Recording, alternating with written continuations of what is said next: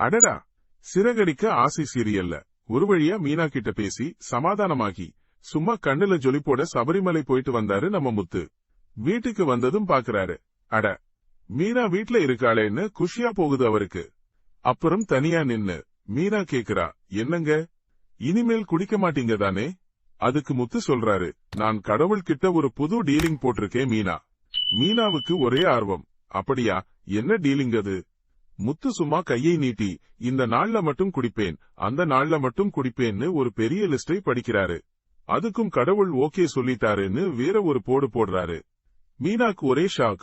அப்படியா பார்த்தா நீங்க பாதி நாள் குடிக்கத்தான் போறீங்க, நீங்க எல்லாம் திருந்தவே மாட்டீங்கன்னு கோபமா பேசுறா. முத்து உடனே, அப்படியெல்லாம் இல்லை மீனா, கொஞ்சம்தான், ரொம்ப கொஞ்சம்தான் சொல்லி அவளை சமாதானப்படுத்த ட்ரை பண்றாரு. அடுத்த காட்சியில மீனா தன் அம்மா வீட்டுக்கு போறா. போனதும் கோயில் பிரசாதத்தை கொண்டு வந்து கொடுக்கறா. அப்போ அங்கே வர்ற சீதா, என் ஆஸ்பத்திரியில மறுபடியும் காசு திருடு போச்சுடின்னு சொல்றா. ஒரு பொண்ணுதான் எடுத்ததா சொல்றாங்க, அவ செஞ்சது தப்புதான். ஆனா பாவம், வேற வழி இல்லாம இப்படி பண்ணிட்டா போல. அந்த விஷயம் வெளியில வர்றதுக்கு முன்னாடி இதை எப்படியாவது சரி பண்ணிடணும்னு வருத்தத்தோட சொல்றா சீதா. இதை கேட்ட மீனாவுக்கு ரோகிணி ஞாபகம் வருது. ரோகிணியை பத்தின உண்மை வெளியில வர்றதுக்கு முன்னாடி அதையும் நாம தான் சரி செய்யணும்னு மனசுக்குள்ள முடிவெடுக்கிறா. உடனே ரோகிணிக்கு போன் போட்டு பேசுறா மீனா.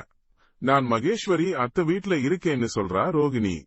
சரி, அங்கேயே போய் பேசுவோம்னு மீனா அங்க போறா. போனதும் ரோகிணியோட அம்மா லட்சுமி, என்னமா மீனா, நல்லா இருக்கியான்னு அக்கறையா கேக்குறாங்க. மீனாக்கு ஒரே கோபம், நான் எப்படி நல்லா இருப்பேன், உங்க பொண்ணால தினமும் நிம்மதி இல்லாம தவிச்சிட்டு இருக்கேன்னு வெடிச்சு சிதறா. நீங்களாவது என்கிட்ட சொல்லிருக்கலாமேன்னு மீனா கேட்க, என் பொண்ணு வாழ்க்கை நல்லா இருக்கணும்னு தான் அதை நான் சொல்லலைமான்னு சொல்றாங்க லட்சுமி. அதுக்கு மீனா, அவ வாழ்க்கை நல்லாதான் இருக்கு, இப்ப என் வாழ்க்கை தான் என்ன ஆக போகுதோன்னு தெரியலன்னு வேதனையோட சொல்றா.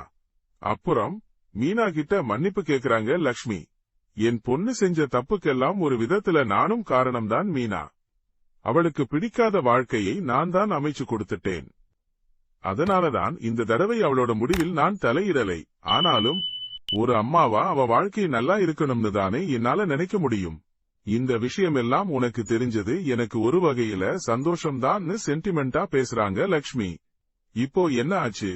ரோகிணியை காப்பாத்த மீனா என்ன முடிவு எடுக்க போறா? பொறுத்திருந்து அடுத்தடுத்த எபிசோட்கள்ல பார்க்கலாம்.